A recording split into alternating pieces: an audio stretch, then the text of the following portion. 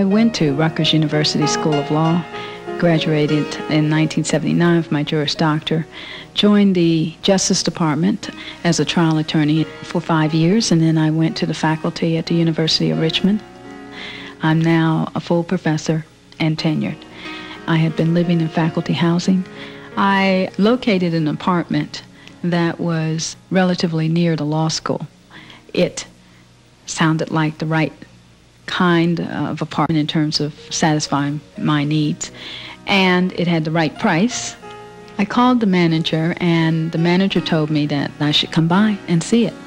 The manager told me that there were 2 earlier inquiries, both students at our law school. One student I knew because he was in my class.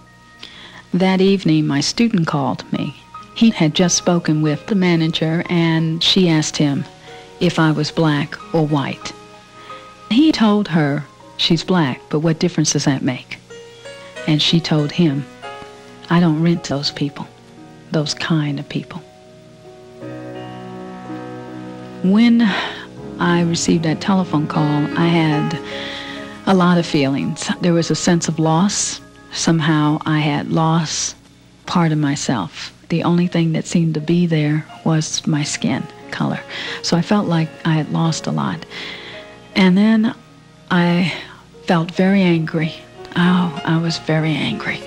I was angry at society in general, that we had not come as far as I thought we had, that she could still be there and others like her I knew were there. You see, one of the things you have to know about me is that I've never asked anybody to give me anything. I've always worked for everything that I have acquired. There have been many people along the way who have extended a hand to me and helped me here and helped me there, whether they're teachers, certainly my parents, and friends, and people I still don't know. I've still always worked and earned. And I sit on the faculty at the University of Richmond not because of the color of my skin, but because I am good. I'm more than competent. I deserve to be there.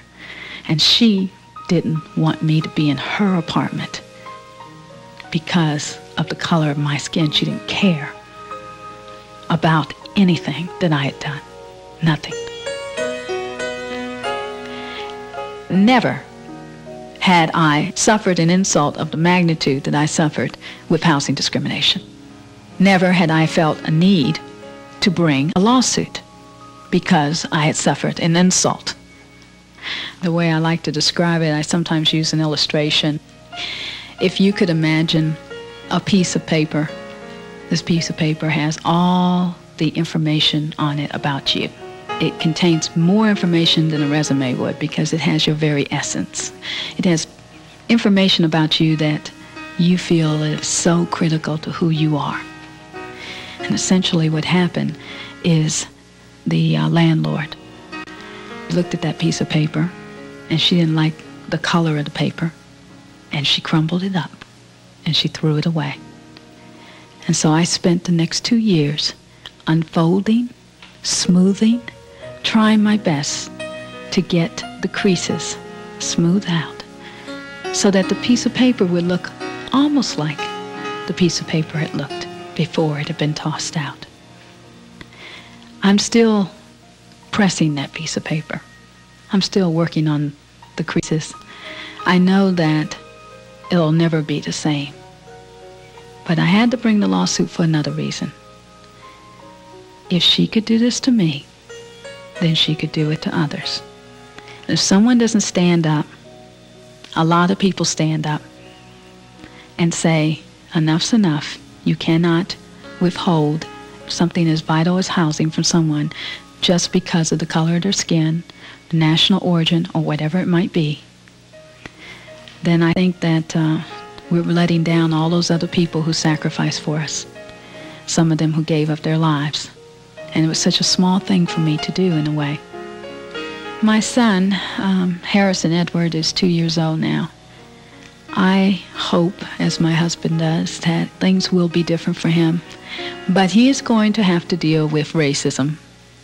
And he's going to have to deal with it very early. And you just have to start to build it's more than a thick skin. You have to start developing ways to respond to it. We hope that we're able to help him learn how to respond, not just absorb and be victimized by racism.